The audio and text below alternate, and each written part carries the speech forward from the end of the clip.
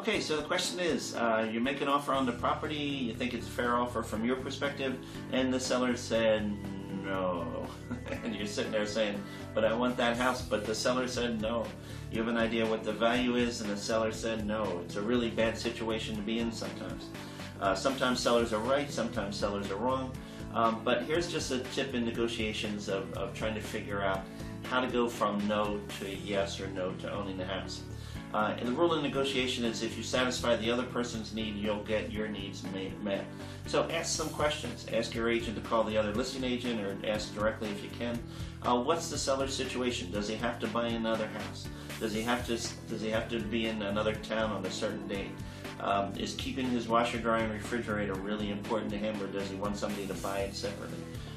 Once you learn additional information, you'll find a way to make the seller happy. For example, if the guy has to buy another house in another town and he's a little bit nervous about buying a house, and you can tell him, hey, I'll buy your house, I'll settle in 30 days. You can stay in the house for another 60 days if you can't find another property in the next town. That may be worth money to people. That might make the no turn into yes. Most salespeople know that every sale starts out with a no and moves to a yes. If you get additional information, you may be able to move it forward. The second tool that you have in your toolbox to go from a no to a yes is time. When someone says no and turns down your offer, and then they sit in their house, they've essentially bought their house back. They sit in their house for a week or two, and they're wondering if they really should have said, maybe I'll meet you in the middle, or I shouldn't have said no. A week later, 2 weeks later, and sometimes even a month later, the seller is willing to say yes to the same offer, or maybe a slightly differently prepared offer.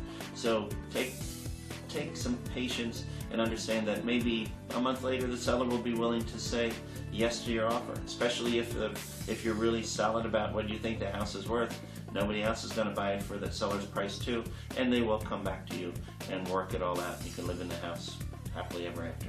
Have a good day. Thanks.